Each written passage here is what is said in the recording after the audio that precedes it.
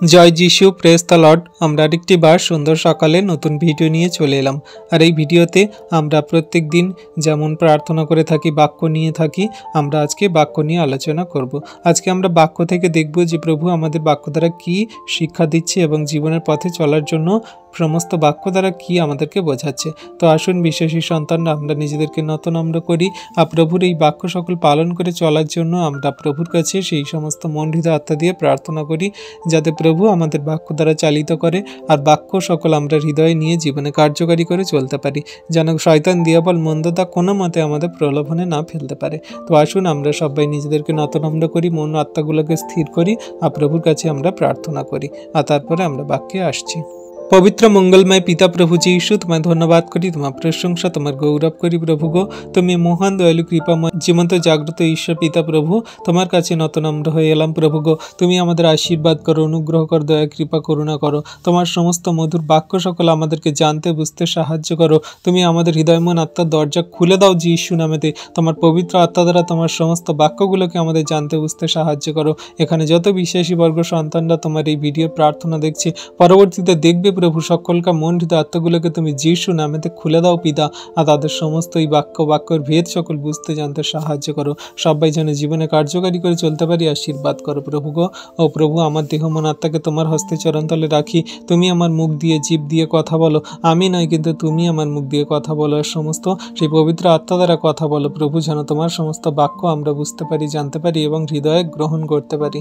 প্রভু, এখানে যত বিশেষী বর্গ সন্তানরা আছে, সকলকার ফোনগুলোকে তুমি, নেটওয়ার্কগুলোকে তুমি, আমাদের এই ইউটিউব চ্যানেলকে সুন্দরভাবে সুরক্ষিতভাবে সেই প্রথম থেকে শেষ অবধি সঞ্চালন করো।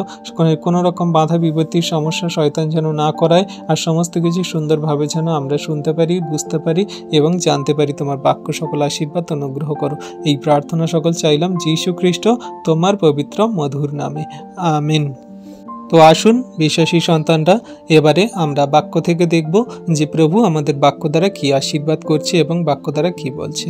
আজকের আমাদের টপিক স্বর্গীয় পথে ধাবন ও যিশুর শাসনের শুভ ফল। আমরা এই থেকে দেখব যে প্রভু আমাদের এই বাক্য দ্বারা কি আশীর্বাদ করছে। আমরা স্বর্গীয় পথে কেমনভাবে চলব, আমরা প্রভুর সমস্ত শাসনগুলোকে কেমনভাবে আমাদের জীবনে গ্রহণ করব, তা বাক্য দ্বারা আমাদেরকে প্রভু জানাচ্ছে। বলছে কি, ইব্রিয় পুস্তক 12 অধ্যায় 1 পদে, অতএব এমন বৃহৎ সাক্ষী মেঘে বেষ্টিত হওয়াতে আইসো, আমরাও সমস্ত বোঝা ও সহজ বাধাজনক পাপ ফেলিয়া দিয়া ধৈর্যপূর্বক আমাদের সম্মুখস্থ ধাবন ক্ষেত্রে দৌড়াই। তাহলে বিশ্বাসী সন্তানরা, আমাদের জীবনে যে সমস্ত বাধা এবং আমাদের জীবনে যে সমস্ত বোঝা, আমাদের জীবনে যে সমস্ত পাপ মন্দতা আমাদের সেই বেঁধে রাখে, এই জগতের সংসার মায়া বন্ধনে আমাদের সমস্ত কিছু থেকে বেরিয়ে আসতে হবে, সমস্ত কিছু পাপ মন্দতাকে পিছনে ফেলে দিতে হবে।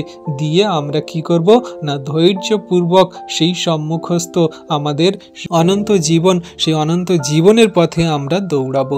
আমরা সেই পথে আমরা ছুটতে থাকব, যাতে আমরা কোনো মতে শয়তান দিয়াবলের মন্দতা, জগতের কোনো মায়া মোহ, জগতের কোনো রকম শয়তান দিয়াবলের বৈভব চিন্তা ভাবনায়, পাপ মন্দতায়, ব্যভিচার, কোনো রকম আমরা জগতের কোনো কিছুতে আমরা পাপে পড়ব না, কিন্তু আমরা সমস্ত কিছু আমাদের মন হৃদয় আত্মাকে আমরা সেই বৃহৎ, সেই মেঘে বেষ্টিত যে প্রভু ঈশ্বর পিতা যীশু খ্রিস্টের মধ্যে দিয়ে আমাদের তার শিক্ষা দিয়েছি, আমরা সেদিকে ধাবমান হব, মানে আমরা সেদিকে দৌড়াতে থাকবো বা আমরা যেতে থাকবো। কেমনভাবে না, ধৈর্যপূর্বক। আমাদের জীবনের সমস্ত ধৈর্য রেখে জীবনে এগোতে হবে। আমরা উত্তেজিত হলে, উদ্বিগ্ন হলে, আমরা তাড়াহুড়ো করলে কোনো কিছুই পাবো না, কারণ এখানে প্রেম, বিশ্বাস, ধৈর্য আর আমাদের মধ্যে নম্রতা থাকা খুব দরকার। আর তার মধ্যে একটা হলো না ধৈর্য। ধৈর্যপূর্বক আমাদের জীবনে অবশ্যই চলতে হবে। আমাদের ঈশ্বরের আজ্ঞা শিক্ষা সকল, খ্রিস্ট যিশুর সমস্ত কথা সকল আমাদের পালন করে যেতে হবে। তাই বলছি কি, ঈশ্বরের সেই সম্মুখে আমাদের ধাবন ক্ষেত্রে দৌড়াতে হবে। ধৈর্যপূর্বক সমস্ত বাধা, পাপ, বোঝা ফেলে দিয়ে আমাদের এগিয়ে যেতে হবে। আমাদের বোঝা, পাপ এবং এই যে সমস্ত বাধাজনক ভয়ানক এগুলো কোনগুলো? যেগুলো আমাদের জীবন পথে চলার জন্য আমাদের বাধা স্বরূপ হচ্ছে, যেগুলো আমাদের চিন্তা ভাবনার বোঝা, যে চিন্তা ভাবনার বোঝাগুলো আমাদের দিন রাত কুরে কুরে খাচ্ছে। আমার সংসার কেমন চলবে, ফ্যামিলি কেমন থাকবে, আমার স্ত্রী পুত্রের তাদের পোশাকপত্র এবং তাদের খাবার দাবার, তাদের সংসার ফ্যামিলি দেখার জন্য আমি কেমনভাবে আমার জীবনে সেগুলো করব, এই সমস্ত বোঝাগুলো আমাদের ফেলে দিতে বলছে। আমাদের সমস্ত পাপ, যা ব্যভিচার, নরহত্যা, বেশ্যাগমন, আরও যে সমস্ত আরও মন্দতা পাপজনক কথাগুলো আমরা বলে থাকি, এই সমস্ত পাপকে আমাদের ফেলে দিয়ে সেই ঈশ্বরের পথে সেই ধৈর্যপূর্বক দৌড়াতে হবে, চলতে হবে। ঈশ্বর প্রভু আমাদের আশীর্বাদ করবেন। আর সেই কথা অনুযায়ী বলছে কি 2 যে বিশ্বাসের আদিকর্তা ও সিদ্ধিকর্তা যিশুর প্রতি দৃষ্টি রাখি তিনি আপনার সম্মুখস্থ আনন্দের নিমিত্ত ক্রুশ সহ্য করিলেন, অপমান তুচ্ছ করিলেন এবং ঈশ্বরের সিংহাসনের দক্ষিণে উপবিষ্ট হইয়াছেন। তাহলে আমরা বিশ্বাসী সন্তানরা আমরা সেই খ্রিস্ট যিশুর প্রতি দৃষ্টি করি, কারণ তিনি সেই আদিকর্তা, সিদ্ধিকর্তা। তার বিশ্বাসের মধ্যে দিয়ে আমরা জীবনযাপন করি। তিনি কেমন করে সেই ক্রুশকে বহন করেছিলেন, আমাদের সেই জীবনে আনন্দ, খুশি, প্রেম, ভালোবাসা, নম্রতা, ধৈর্য এবং অনন্ত জীবন দেবে বলে তিনি সমস্ত কিছু তুচ্ছ করলেন। তিনি ক্রুশকে সহ্য করলেন। তিনি সেই সমস্ত আনন্দকে দেখবে বলে যে তার সন্তানরা আমার সঙ্গে স্বর্গরাজ্যে থাকবে। তিনি সমস্ত কিছু আমাদের জন্য করলেন। আর তিনি কি করলেন না, তিনি ঈশ্বরের দক্ষিণে উপবিষ্ট হইয়াছেন। এই সমস্ত কার্য করে, ক্রুশকে সহ্য করে, অপমানকে তুচ্ছ করে তিনি সমস্ত কিছু আমাদের জন্য করলেন, কারণ তিনি আদিকর্তা এবং সিদ্ধিকর্তা। যা যীশু খ্রিস্ট আমাদের তিনি বলেছেন, যে আমরা বাক্যে শুনেছি, যেমন বলে যে একজাত পুত্রের উপরে যে কেউ বিশ্বাস করে সে বিনষ্ট হয় না, কিন্তু অনন্ত জীবন পায়। আর তিনি যে আদিকর্তা আমরা এই বাক্য থেকে জানতে পারি। যেমন সেই যোহন পুস্তকে বলে যে আদিতে বাক্য ছিল, বাক্য ঈশ্বরের সঙ্গে ছিল, আর সেই বাক্য মাংসে মূর্তিমান হলো, আর তা হলো যীশু খ্রিস্ট। তাহলে তিনি আদিতে ছিলেন, এখনো আছেন, আর অন্ত পর্যন্ত তিনি থাকবেন। সেই যীশু খ্রিস্টের প্রতি আমরা দৃষ্টি করি। তার জীবনযাত্রা কেমন ছিল? তিনি যদি এত কিছু সমস্যা, এত কিছু সেই যন্ত্রণা, ব্যথা, তিনি এত কিছু ক্রুশের ব্যথা, যন্ত্রণা, সমস্যাগুলোকে যদি তিনি সহ্য করতে পারেন, তুচ্ছ করতে পারেন, তাহলে আমরা তার সন্তান হয়ে তার প্রতি দৃষ্টি রেখে কেন আমরা জীবনে চলতে পারবো না? তিনি যেমন ঈশ্বরের দক্ষিণে উপবিষ্ট আছেন, তাহলে আমরা তার যে সমস্ত পথে জীবনযাপন করে চলি, তার বাক্য আজ্ঞা শিক্ষা সকল পালন করি, তাকে প্রেম করি, বিশ্বাস করি, তাহলে আমরাও সেই স্বর্গরাজ্যে স্থান পাব এবং ঈশ্বরের সঙ্গে মিলিত হব এবং আমরা খ্রিস্ট যিশুর সঙ্গে স্বর্গরাজ্যেও থাকতে পারবো, আমরা বিশ্বাস করি। হালেলুইয়া। আর তিনি বলছে কি, তাহাকেই আলোচনা করো যিনি আপনার বিরুদ্ধে পাপীগণের এমন প্রতিবাদ সহ্য করিয়াছিলেন যেন প্রাণের ক্লান্তিতে অবসন্ন না হও। তাহলে আমরা দেখছি কি, যে আমরা সেই প্রভু যীশু খ্রিস্ট নিয়ে আলোচনা করি, তার প্রতি আমরা দৃষ্টি রাখি। তিনি কেমন করে সেই সমস্ত জগতের মানুষ যারা তখনকার দিনে তাকে পাপী ঘোষিত করার জন্য, তাকে ক্রুশে দেওয়ার জন্য, তাকে অপমান করার জন্য তার বিরুদ্ধে কত রকমের ষড়যন্ত্র করেছিলেন, কিন্তু সেগুলোকে তিনি তুচ্ছ করে, সেগুলোকে তিনি পিছনে ফেলে দিয়ে তার পিতার কার্যে তিনি এগিয়ে গিয়েছিল। তিনি সত্যকে জগতে প্রান্ত পর্যন্ত তিনি প্রচার করেছিল, রোগ সুস্থ করেছিল, মানুষের কাছে স্বর্গের নিগূঢ় তত্ত্ব, তাদের কাছে মন পরিবর্তনের এবং পাপের ক্ষমার সমস্ত পদকে জানিয়েছিল, দেখিয়েছিল, শিখিয়েছিল এবং আমাদের জগতের মাঝে শিক্ষা দিয়েছিল। যারা আমরা খ্রিস্টতে আছি, তিনি আমাদের তার জীবন দিয়ে আমাদেরকে শিক্ষা দিয়েছে যে একটা মানুষ কত নতুন আমরা হয়ে জীবনযাপন করলে তার রক্তের শেষ বিন্দু পর্যন্ত দিয়ে আমি তোমাদের পাপের দেনা মিটিয়েছি, আমি তোমাদের সমস্ত পাপকে নিজের করে তুলে নিয়েছি। তাহলে তোমরা কোনো রকমভাবে দুঃখ পেও না, কোনো রকমভাবে তোমরা উত্তেজিত হও না, কোনো রকমভাবে তোমরা নিরাশ হও না, তোমরা কোনো রকমভাবে নিরুৎসাহ হও না। আমি তোমাদের সঙ্গে সঙ্গে আছি যুগান্ত পর্যন্ত। তোমরা সাহস করো। তোমরা সেই সমস্ত মানুষরা যারা তোমার তাড়না দিচ্ছে, দুঃখ দিচ্ছে, কষ্ট দিচ্ছে, বাজে মন্দ কথা বলছে, তোমরা সহ্য করো, কারণ আমি সহ্য করেছি। আমি পাপীগণের সমস্ত অপমান তুচ্ছ করেছি। তোমরা আমাকে নিয়ে আলোচনা করো, আমার বিষয় তোমরা ভাবো, দেখো, বোঝো, যেন তোমাদের প্রাণের ক্লান্তি না আসে, তোমরা অবসন্ন না হয়ে পড়ো, তোমাদের প্রেম যেন শিথিল না হয়ে পড়ে, তোমরা যাতে খ্রিস্টতে, তোমরা আমার বাক্যেতে স্থির থাকো এবং শেষ দিন পর্যন্ত এগিয়ে চলতে পারো। আর 4 বলছে কি, তোমরা পাপের সহিত যুদ্ধ করিতে করিতে এখনও রক্ত ব্যয় পর্যন্ত প্রতিরোধ করো নাই।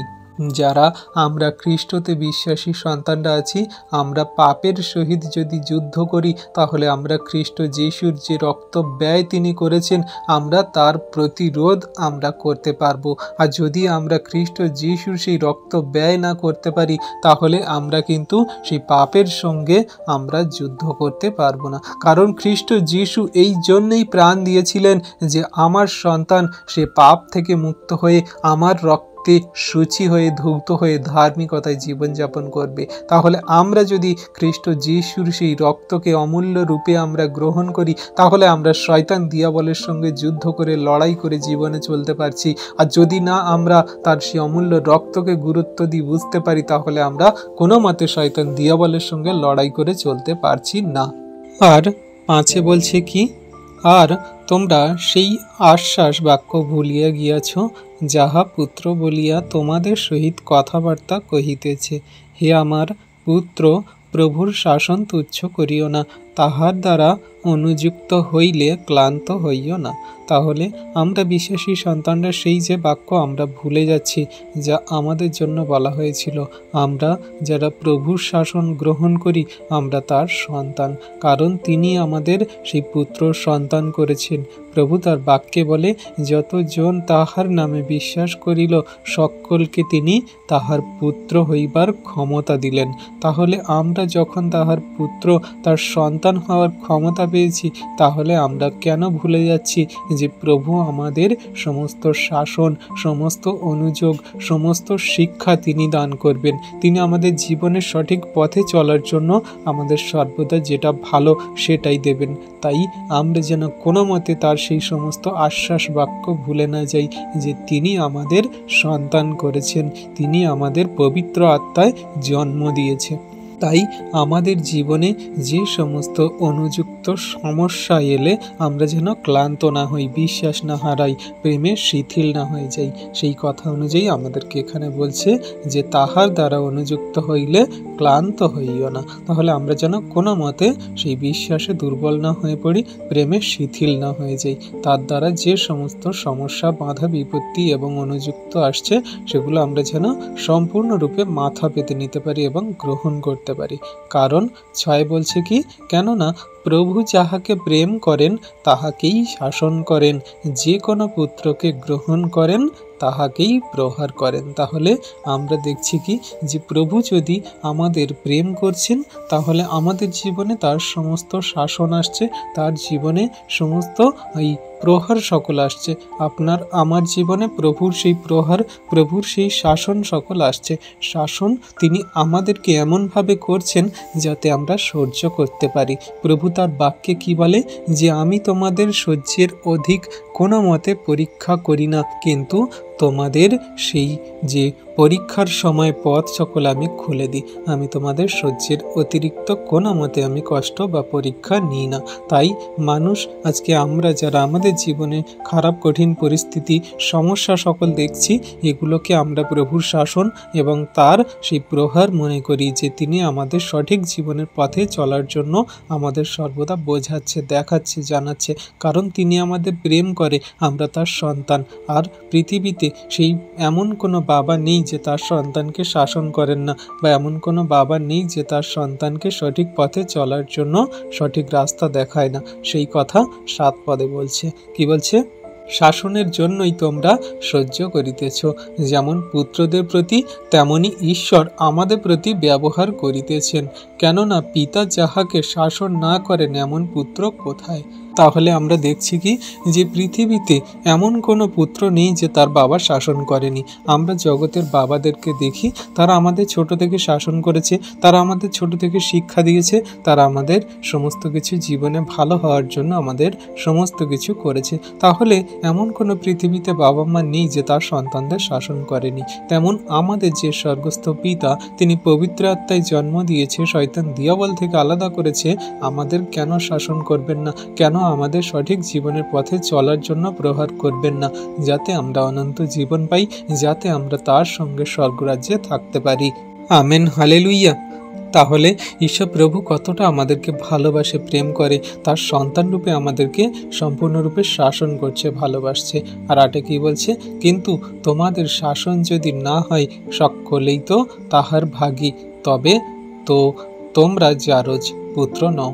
তাহলে আমরা এখানে কি দেখছি যে আমাদের এখানে একটা কথা সুন্দরভাবে স্পষ্টভাবে জানিয়ে দেওয়া হচ্ছে, যদি আমাদের শাসন না হয় তাহলে আমরা কিন্তু শয়তানের পথে, আমরা শয়তান দিয়াবলের ভাগীদার হয়ে গেলাম।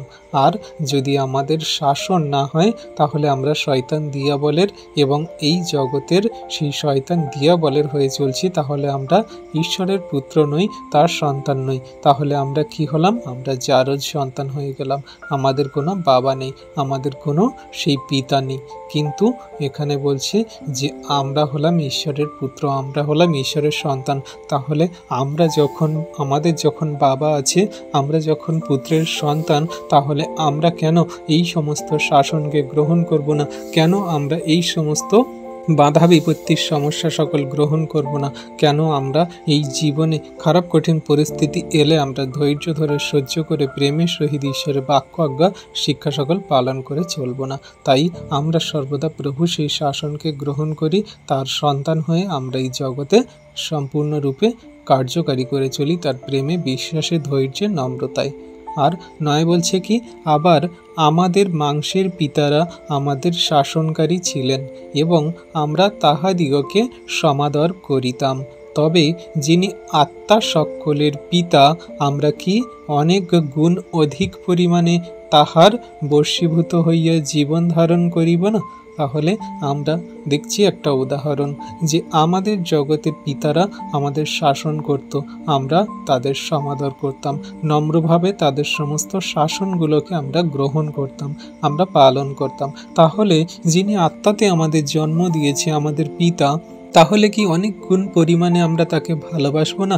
তার সেই বশীভূত হয়ে আমরা জীবন ধারণ করব না, জীবনযাপন করব না? কারণ তিনি তো আমাদের স্বর্গরাজ্যে দেবেন বলে তো আমাদের জীবনে পথ সকল সরল করছে, যাতে আমরা শয়তান দিয়াবলের পথে না চলে যাই, আমাদের মধ্যে ব্যভিচার পাপ, আমাদের মধ্যে সমস্ত শয়তান দিয়াবলের কার্যকলাপ না আসে, আমাদের এই দেহের কামনা বাসনা চাহিদা সকল না আসে, আমরা যাতে সেই অন্ধকারে কারাকূপে না পড়ে যাই। সর্বদা তিনি আমাদের সঠিক পথে চলানোর জন্য আমাদের শাসন করছে, শিক্ষা দিচ্ছে। আমাদের আত্মা সকলের পিতা সেই সর্বশক্তিমান ঈশ্বর প্রভু, তিনি আমাদের সমস্ত জীবনের পথে চালনা করছেন। তাহলে জগতের পিতাদের শাসন সকল যখন আমরা গ্রহণ করতাম, সমস্ত নম্রতার সঙ্গে পালন করতাম, তাহলে আত্মাতে যে আমাদের জন্ম দিয়েছে স্বর্গস্থ পিতা, তার আজ্ঞার শিক্ষা সকল কেন আমরা অনেক গুণ পরিমাণে, বেশি পরিমাণে আমরা তার বশীভূত হয়ে আমরা জীবন পালন করব না? অবশ্যই পালন করব, অবশ্যই তার আজ্ঞার শিক্ষা সকল আমরা মেনে অবশ্যই জীবনে চলব। আর এটাই আমাদের জন্য সর্বশ্রেষ্ঠ এবং তার সেই সন্তান রূপে গ্রহণ করে চলার একটা পথ, বা সেই সমস্ত জগতের মানুষের কাছে দেখানোর একটা শিক্ষা। আর সেই কথা অনুযায়ী 10 বলছে, উহারা তো অল্প দিনের নিমিত্ত উহাদের যেমন বিহিত বোধ হইত তেমনই শাসন করিতেন, কিন্তু ইনি হিতের নিমিত্তই করিতেছেন, যেন আমরা তাহার পবিত্রতার ভাগী হই। হালেলুইয়া। তাহলে কত সুন্দর কথা তিনি আমাদের বলছেন। জগতের যে পিতারা আমাদের শাসন করত, তাদের যেটা ভালো মনে হতো তারা সেইটা করতো, যে হ্যাঁ আমার ছেলে ভালো চাকরি পাবে, পড়াশোনা শিখে সে ভালো চাকরি করবে, সে তার জীবনে স্ট্যাবলিশ হবে, সে জীবনে উচ্চ শিখরে পৌঁছাবে, সে ডাক্তার হবে, ইঞ্জিনিয়ার হবে, সে উকিল হবে, ব্যারিস্টার হবে, সে নানান রকমের উচ্চ উচ্চ পদ আসন পাবে, মানুষের সামনে পরিচিতি পাবে। কিন্তু ঈশ্বর প্রভু আমাদের কি শিক্ষা দিচ্ছে, যে আমরা যেন অনন্ত জীবন পাই, আমরা যেন মানুষকে ভালোবাসতে পারি, অন্ধকারে কারাকূপে পড়ে থাকা মানুষদেরকে যেন আমরা সত্য ঈশ্বরের কথা জানাতে পারি, সবাই যেন প্রেমের সহিত জীবনযাপন করে স্বর্গরাজ্যে যাতে থাকতে পারি সেই রকমভাবে আমরা জীবনযাপন করতে পারি। আমাদের মধ্যে থেকে সমস্ত পাপ, হিংসা, ক্রোধ, লোভ, নানান রকমের মন্দতা জীবনকে ফেলে দিয়ে আমরা যেন ধার্মিকতায়, পবিত্রতায় জীবনযাপন করে চলতে পারি। তিনি পবিত্রতায় আমাদেরকে গড়ে নিয়েছেন, পবিত্রতার ভাগী হওয়ার জন্য তিনি আমাদের শিক্ষা দিচ্ছেন। তাহলে আমরা তার শিক্ষা গ্রহণ করে চলবো না জগতের সেই পিতাদেরকে? অবশ্যই আমরা আমাদের স্বর্গস্থ পিতার সেই সমস্ত শিক্ষাকে আমরা গ্রহণ করে চলবো, তার শাসনকে গ্রহণ করে চলবো, কারণ তিনি আমাদের পবিত্রতার ভাগী হওয়ার জন্য এই সমস্ত শাসন করছেন, যাতে আমরা স্বর্গরাজ্যে থাকতে পারি, যাতে আমরা তার সঙ্গে মিলিত হতে পারি। কারণ প্রভু তার বাক্যে কি বলে, তোমার স্বর্গস্থ পিতা যেমন সিদ্ধ তোমরাও তেমন সিদ্ধ হও। হালেলুইয়া। তাহলে আমাদের সেই রকম সিদ্ধ হয়ে পবিত্র হয়ে জীবনযাপন করতে হবে। আর 11তে কি বলছে, কোনো শাসনই আপাতত আনন্দের বিষয় বোধ হয় না, কিন্তু দুঃখের বিষয় বোধ হয়। তথাপি তার দ্বারা যাহাদের অভ্যাস জন্মিয়াছে তাহা পরে তাহাদিগকে ধার্মিকতার শান্তিযুক্ত ফল প্রদান করে। আমেন। তাহলে বিশ্বাসী সন্তানরা কত সুন্দর কথা বলছে। আমরা যারা প্রভুর সেই সমস্ত শাসনকে গ্রহণ করছি, এগুলো শাসন সকল আমাদের আনন্দের বিষয় মনে হচ্ছে না, দুঃখের বিষয় মনে হচ্ছে। যে আমরা এই জীবনে খারাপ কঠিন পরিস্থিতি সকল পার করছি, এটা আমাদের জন্য কত কষ্টদায়ক, কত সেই ব্যথাজনক, কত দুঃখদায়ক। আমরা কাঁদছি, আমরা সেই দুঃখে কষ্টে বেদনায় ভেঙে পড়ছি। কিন্তু এগুলো যদি আমাদের মধ্যে বিশ্বাস জন্মে যায়, অভ্যাস জন্মে যায়, তাহলে আমরা কি করব না, ধৈর্য ধরব, শান্ত থাকব, তার সেই সমস্ত শাসনকে আমরা গ্রহণ করে নিয়ে নম্রতার সঙ্গে চলতে থাকব। আর তখন আমাদের মধ্যে কি আসবে না, ধার্মিকতার সেই শান্তি আসবে। আর সেই ধার্মিকতার শান্তি যখন আসবে, ঈশ্বর প্রভু আমাদের মধ্যে এমন ফল উৎপন্ন করবে, যে ফল দ্বারা চিনতে পারবে যে আমরা তার সন্তান বলে। আর আমরা যখন তার সন্তান হব, তখন আমরা স্বর্গরাজ্যে থাকব, আমরা সেই ধার্মিকতার শান্তিযুক্ত ফল পাব। আমরা এই সমস্ত দুঃখ, কষ্ট, ব্যথা, বেদনাকে অভ্যাসজনকভাবে আমাদের মধ্যে গ্রহণ করে নেব, তখন আমরা ফল পাবো, আমরা অনন্ত জীবন পাবো। আমরা ধৈর্যপূর্বক এগুলো সব পালন করি। আর সেই কথা অনুযায়ী সাধু পৌল তার বাক্যে বলে রোমীয় পুস্তকে, যে আমাদের এই কালের দুঃখ, কষ্ট, ভোগ থেকে যে অনন্তকালের প্রতাপ আমাদের মধ্যে আসবে, আমাদের এই তুলনার দুঃখ তার তুলনা করা যায় না। তাই আমরা যে সমস্ত এই জীবনের দুঃখ, কষ্ট ভোগ করছি, আমরা যদি অনন্তকালের সেই সুখ ভোগ আর অনন্তকালের যে অনন্ত জীবন সকল যদি আমরা শান্তিযুক্তভাবে আমরা বিবেচনা করি, তাহলে আমরা ধৈর্যপূর্বক এইগুলো, অভ্যাসপূর্বক এগুলো সহ্য করি, যে হ্যাঁ, আমাদের জীবনে যা কিছু হচ্ছে আমরা সমস্ত কিছু সহ্য করে নেব। হতে পারে আমাদের জীবনের শাসন সকল দুঃখজনক, ব্যথাজনক, সমস্যাজনক হচ্ছে, কিন্তু আমরা যদি অভ্যাসে জন্মে নিতে পারি, আমরা যদি সহ্য করতে পারি, অবশ্যই প্রভু ফল দেবেন, আমরা বিশ্বাস করি। কারণ প্রভু তার বাক্যে কি বলে, যে কেউ শেষ পর্যন্ত স্থির থাকিবে সেই পরিত্রাণ পাইবে। হালেলুইয়া। তাহলে আমাদের শেষ পর্যন্ত স্থির থাকতে হবে, আর তিনি আমাদের সমস্ত কিছু ফল উৎপন্ন করার জন্য আশীর্বাদ করবেন। আর 12তে কি বলছে, অতএব তোমরা শিথিল হস্ত ও অবশ হাঁটু সবল করো এবং আপন আপন চরণের জন্য সরল পথ প্রস্তুত করো, যেন যাহা খঞ্জ তাহা স্থানাচ্যুত না হয়, বরং সুস্থ হয়। তাহলে আমাদের সর্বদা এই সমস্ত খ্রিস্টের বাক্যে কার্যকারিতায় আমাদের নিজেদেরকে শক্তিশালী করতে হবে, আমাদের হাত সকলকে শক্তিশালী করতে হবে, হাঁটু সকল সবল করতে হবে চলার জন্য, আর আমাদের চরণে পথ সকল সেই সঠিক করতে হবে, যেন আমরা কোনো মতে শয়তান দিয়াবলের মন্দতায় না চলে যাই। আমাদের যা কিছু খঞ্জ আছে, খোঁড়া আছে, সেগুলোকে আবার সুস্থ করে তুলতে হবে খ্রিস্টের বাক্যে কার্যকারিতায়, তার প্রেমে, তার অনুগ্রহ, আশীর্বাদে, তার প্রতাপে, তার সমস্ত পথে আমরা যেন চলতে পারি সুস্থ হয়ে, সেটা আমাদের খেয়াল রাখতে হবে। আমরা কোনো মতে যেন দুর্বল না হয়ে পড়ি, কোনো মতে যেন আমরা আমাদের মনটাকে দুর্বল না করে ফেলি, আমাদের সর্বদা খেয়াল রাখতে হবে। আর আমরা এবারে দেখব কি যে শান্তি ভাব ও সুচিতা সম্বন্ধে নিবেদন করছে, যাতে আমরা শান্তিতে বসবাস করতে পারি আর আমাদের মধ্যে সুচিতা রাখতে পারি, সেটা আমাদেরকে এই বাক্য দ্বারা জানানো হচ্ছে। 14তে কি বলছে, সকলের সহিত শান্তির অনুধাবন করো এবং যাহা ব্যতিরেকে কেউই প্রভুর দর্শন পাইবে না সেই পবিত্রতার অনুধাবন করো। সাবধান হইয়া দেখো পাছে কেহ ঈশ্বরের অনুগ্রহ হইতে বঞ্চিত হয়।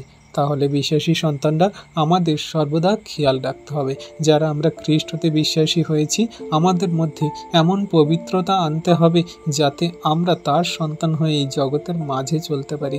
কারণ আমাদের মনের ভিতরে যদি না পবিত্রতা থাকে তাহলে কিন্তু আমরা ঈশ্বরের দর্শন পাবো না। কারণ প্রভু তার বাক্যে কি বলে, যাদের মন নির্মলান্তকরণ তারাই প্রভুর দর্শন পাবে। আমরা মথি পুস্তকে পড়েছি। তাহলে আমরা যদি আমাদের মনের ভিতরে নির্মল সেই স্বচ্ছ যদি আমাদের মন পবিত্রতায় ভরিয়ে রাখতে পারি, তারপরে গিয়ে আমরা ঈশ্বরের দেখা পাবো, আমরা তার দর্শন পাবো, তার সঙ্গে মিলিত হতে পারবো। তাহলে আমাদের খ্রিস্ট সন্তানরা আমাদের কেমন জীবনযাপন হতে হবে, কেমনভাবে আমরা জীবনে সেই কার্যকারী করে এগিয়ে চলবো, সেটা আমাদের অবশ্যই বোঝার আর বাকি নেই। আমরা সর্বদা তার আজ্ঞা শিক্ষা সকল তার সমস্ত সেই কথাকে আমরা নম্রভাবে পালন করি, শান্তিতে বসবাস করি আমরা সকলকার সঙ্গে। যারা আমাদের বাজে মন্দ কথা বলে তাদের প্রেম দিয়ে ভালোবাসা দিয়ে ভরিয়ে দিই, তাদের প্রভুর কথা বলি, তাদের পাপ থেকে মন্দ থেকে ফেরার জন্য প্রভুর কাছে প্রার্থনা করি। সর্বদা আমরা তার পবিত্রতায় জীবনযাপন করি। আমাদের মধ্যে কোনো রকম পাপ ব্যভিচার মন্দতা শয়তান দিয়াবলের কোনো কার্য না আসে। আমরা সর্বদা ঈশ্বরের সেই আশীর্বাদে অনুগ্রহে জীবনযাপন করি। আমাদের সর্বদা সাবধান হয়ে ভাবতে হবে, চিন্তা করতে হবে যে আমি প্রভুর সেই আজ্ঞার বাইরে বা তার ইচ্ছার বাইরে গিয়ে কোনো কার্য করছি না তো, যে আমার প্রভু আমার দ্বারা সেই সমস্ত আশীর্বাদ কেড়ে নিচ্ছেন বলে, বা আমরা তার অনুগ্রহ থেকে দূরে সরে যাচ্ছি বলে সর্বদা আমাদের খেয়াল রাখতে হবে। তাই সাবধান হয়ে আমাদের এগুলো বোঝা উচিত, তাই আমাদের পবিত্রতা রাখতে হবে। আর 15তে কি বলছে, পাছে তিক্ততার কোনো মূল অঙ্কুরিত হইয়া তোমাদের উৎপীড়ন করে এবং ইহাতে অধিকাংশ লোক দূষিত হয়। তাহলে আমাদের মধ্যে এমন কোনো তিক্ততা, এমন কোনো ক্ষোভ, এমন কোনো বাজে মন্দ স্বভাব আচরণ ব্যবহার সমালোচনা পরনিন্দা পরচর্চা কোনো রকম মন্দতা যেন অঙ্কুরিত না হয়, মূল যেন না জন্মায়। আমাদের সর্বদা বাক্যে কাটাই ছাটাই করে খ্রিস্টের বাক্যে পরিশুদ্ধ হয়ে জীবনযাপন করতে হবে। যদি কোনো রকমভাবে কোনো সেই শয়তান দিয়াবলের সেই বীজ অঙ্কুরিত হয় তাহলে কিন্তু আমরা দূষিত হয়ে যাব, আমরা ঈশ্বরের অনুগ্রহ থেকে ছিটকে বেরিয়ে পড়ব। যেমন করে সেই শ্যামা ঘাসের দৃষ্টান্ত দ্বারা প্রভু বলেছে যে একটা বীজ বপন করতে গেল, আর তিনি বীজ বপন করেছে আর তার ভিতর দিয়ে শয়তান দিয়াবল এমনভাবে শ্যামা ঘাস রোপণ করে দিয়েছে যেখানে সেই বীজের সঙ্গে সঙ্গে শ্যামা ঘাসও বাড়তে লাগলো। তাই আমাদের মধ্যে শয়তান দিয়াবল এমন করে তিক্ততা মন্দতা অঙ্কুরিত করে দিতে পারে যাতে আমরা প্রভু থেকে সরে পড়ি বলে, তাই আমাদের সর্বদা খেয়াল রাখতে হবে। আর 16তে বলছে, পাছে কেহ ব্যভিচার ও ধর্মবিরোধী হয়, যেমন ঔষ সে তো একবারের খাদ্যের নিমিত্ত আপন জ্যেষ্ঠাধিকার বিক্রয় করিয়াছিলেন। তাহলে আমরা সেই ঔষ আর সেই যে যাকবের কথা আমরা পড়েছি, আমরা ঔষের বিষয় যাকবের বিষয় যদি আমরা দেখি, সেখানে আমরা দেখতে পাবো যে ঔষ আর যাকব তারা দুই ভাই ছিল। আর যখন সেই ঔষ তার প্রচণ্ড খিদে পেল, সে খিদেতে আর সহ্য করতে পারছিল না, তখন যাকবের কাছে এসে বলল যে ভাই আমার প্রচুর খিদে পেয়েছে, তুমি আমার খেতে দাও, আমি খেয়ে আমার প্রাণকে তৃপ্ত করি। আর তখন যাকব কি বলল সেই কথা যদি আমরা বাক্যে পড়ি তাহলে খুব সুন্দরভাবে আমরা বুঝতে পারবো। আদি পুস্তক 25 অধ্যায়ের 33-34 পদ। যাকব কহিলেন, তুমি অদ্য আমার কাছে দিব্যি করো। তাহাতে তিনি তাহার কাছে দিব্যি করিলেন। এই রূপে তিনি আপন জ্যেষ্ঠাধিকার যাকবের কাছে বিক্রয় করিলেন। আর যাকব ঔষকে রুটি ও মসুরের রান্না করার ডাল দিলেন এবং তিনি ভোজন পান করিলেন, পরে উঠিয়া চলিয়া গেলেন এইরূপে ঔষ আপন জ্যেষ্ঠাধিকার তুচ্ছ করিলেন। তাহলে আমরা এখানে কি দেখছি যে ঔষ আর যাকব দুজনে ভাই। ঔষ বড়, যখন সেই ঔষ সে খিদেতে ছটফট করছে আর যাকবের কাছে এসে সে খাওয়ার জন্য বলল, আর যাকব তাকে এই কথা বলল যে তুমি আমার কাছে দিব্যি করো যেন তুমি তোমার জ্যেষ্ঠাধিকার আমার কাছে বিক্রয় করে দাও, তাহলে আমি তোমার খেতে দেব। সে শুধু দেহের তার সেই পেটের খিদে নিবারণ করার জন্য সে কি করলো না, যাকবের কাছে তার সেই জ্যেষ্ঠাধিকার বিক্রি করে দিল, যাতে সে দুটো খেতে পায়, যাতে সে তার পেট ভরাতে পারে। তেমন করে আজকের আমরা জগতে দেখতে পাই যে শুধুমাত্র আমাদের এই দেহের কামনা বাসনা চাহিদা, আমাদের প্রয়োজন সকল মেটানোর জন্য আমরা সত্য ঈশ্বর থেকে ছিটকে বেরিয়ে যাচ্ছি। আমরা সত্য ঈশ্বরের সেই আজ্ঞার শিক্ষা সকল তুচ্ছ করছি, তার অনন্ত জীবন সকল আমরা সেই ঠুকরে দিচ্ছি। মানে আমরা সমস্ত কিছু তুচ্ছ করে আমরা সেই জগতের দেব দেবী, নানান রকম মূর্তি পূজা, নানান রকম সেই কামনা বাসনা, ব্যভিচার, পাপ, মন্দতায় জীবনযাপন করে ফেলছি, শুধুমাত্র এই ঔষের মতো শুধু পেটের ক্ষুধা নিবারণ করার জন্য, শুধুমাত্র আমাদের শরীরের চাহিদা প্রয়োজন সকল মেটানোর জন্য। আমরা সেই যাকবের মতন সেই সমস্ত কিছু আমাদের জ্যেষ্ঠাধিকার বিক্রি করে দিচ্ছি, মানে ঈশ্বরের অনুগ্রহ সকল শয়তান দিয়াবলের হাতে তুলে দিচ্ছি। এগুলো আমাদের খেয়াল রাখতে হবে, এগুলো আমাদের জন্য শিক্ষা, যা আমাদের এই বাইবেলে প্রভু দিয়েছেন যে তোমরা দেখো, শোনো, বোঝো যে তখনকার দিনে মানুষ কেমনভাবে জীবনযাপন করত, যেটা তোমাদের জন্য শিক্ষাস্বরূপভাবে আমি তোমাদের কাছে তুলে ধরছি।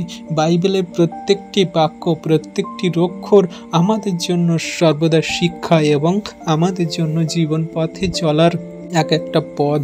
আমরা সর্বদা এগুলোকে যদি ফলো করি, এগুলোকে যদি আজ্ঞার শিক্ষা সকল রূপে আমরা পালন করি, তাহলে আমাদের জীবন সহজ সরল সুন্দর হবে। আমাদের জীবনে প্রত্যেকটি প্রশ্নের উত্তর এই বাইবেলের মধ্যে আছে। আমরা যদি ভালো করে লক্ষ্য করি, বোঝার চেষ্টা করি, পবিত্র আত্মায় জীবনযাপন করি, সমস্ত কিছু প্রভু আমাদের দেখাবে, জানাবে, শেখাবে। তাই আমরা যেন সেই ঔষের মতো আমাদের সেই খিদে নিবারণ করার জন্য আমাদের যেন অধিকার সকল আমরা না হারিয়ে ফেলি। আমরা ঈশ্বরের সন্তান, তিনি আমাদের সন্তান করেছেন, তাই আমরা তার সন্তান থেকে যেন আমরা ছিটকে না বেরিয়ে যাই, সর্বদা আমাদের খেয়াল রাখতে হবে। আমরা তার সন্তান হয়ে যেন অনন্ত জীবন পর্যন্ত থাকতে পারি, অনন্ত কাল অবধি থাকতে পারি। আমাদের সর্বদা তার আজ্ঞার শিক্ষা সকল পালন করে জীবনে চলতে হবে। আর 17তে কি বলছে, তোমরা তো জানো, তৎপরে যখন সে আশীর্বাদের অধিকারী হইতে বাঞ্ছা করিল, তখন সজল নয়নে সযত্নে তাহার চেষ্টা করিলেও অগ্রাহ্য হইল, কারণ সে মন পরিবর্তনে স্থান পাইল না। হালেলুইয়া! তাহলে কত সুন্দর কথা, কত ভালো কথা আমাদেরকে জানাচ্ছে। দেখো, যখন সেই ঔষ সে যখন জ্যেষ্ঠাধিকার বিক্রি করে দিল, তখন তার বাবা সেই ইসাহাক তাকে আশীর্বাদ করার জন্য তাকে ডেকেছিল, আর সে এসেছিল, যে বলেছিল, ইসাহাক তাকে বলেছিল যে ঔষ তুমি আমার জন্য মাংস রান্না করে আনো, আমি খেয়ে তৃপ্তি হলে তোমাকে আমি আশীর্বাদ দেব। তখন ঔষের বয়স হয়ে গেছে, তার হাত চলছে না, পা চলছে না, সে বিছানায়, তার চোখ ঝাপসা হয়ে এসেছে। সে তখন ঔষকে বলল, আর এই কথা সেই ইসাহাকের স্ত্রী শুনেছে। শুনে যাকবকে বলল যে যাও, তুমি তোমার বাবার জন্য এমন করে মাংস রান্না করে আনো, আর তুমি তোমার সেই দাদার পরিবর্তে তুমি গিয়ে তোমার বাবার কাছে আশীর্বাদ চাইবে, আর তুমি আশীর্বাদ পাবে। সে তার মায়ের কথা মতো সমস্ত কিছু করে সে তার বাবার কাছে আশীর্বাদ চাইতে গেল। আর তার সেই বাবা, সে চোখ ঝাপসা, অত ভালো বুঝতে পারেনি। আর তখন কি হলো না, তার বাবা ঔষের বদলে তাই যাকবকে আশীর্বাদ করে দিল। আর যখন সেই ঔষ মাংসই নিয়ে এসে রান্না করে তার বাবার সামনে এলো, তখন তার বাবা তাকে আশীর্বাদ করলো না।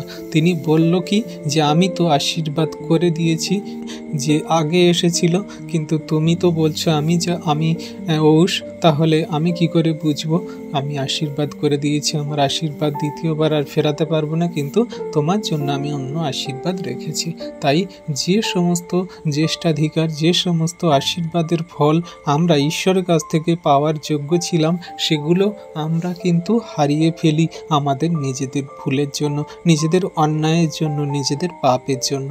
তাই সর্বদা আমাদের এই সমস্ত শিক্ষা থেকে বুঝতে হবে যে আমরা যে অধিকার পেয়েছি, আমরা যে আশীর্বাদ পেয়েছি, সেগুলো যেন কোনো মতে না হারাই, সেগুলো আমাদের যেন কোনো মতে হারিয়ে না যায়, সর্বদা আমাদের খেয়াল রাখতে হবে। আর যখন আমাদের সেই আশীর্বাদের পালা আসবে, অনন্ত জীবনের পালা আসবে, বিচার আসনের সামনে দাঁড়াতে হবে, তখন আমরা যত দাঁতে দাঁত ঘষি, যত আর্তনাদ করি, যত বুকে করাঘাত করি, আমাদের কিন্তু মন পরিবর্তনের জন্য আর কোনো পথ থাকবে না। কারণ এই একটাই মাত্র মন পরিবর্তনের জন্য আমাদের সুসমাচার দেয়া হয়েছে। আমরা যদি খ্রিস্টের উপরে বিশ্বাস করে তার আজ্ঞার শিক্ষা সকল পালন করে জীবনে কার্যকারী করে চলি, তাহলে খ্রিস্টের রক্তে আমরা সূচিধৌত হয়ে তার মধ্যে দিয়ে আমরা স্বর্গরাজ্যে যাব। কারণ প্রভু তার বাক্যে কি বলে?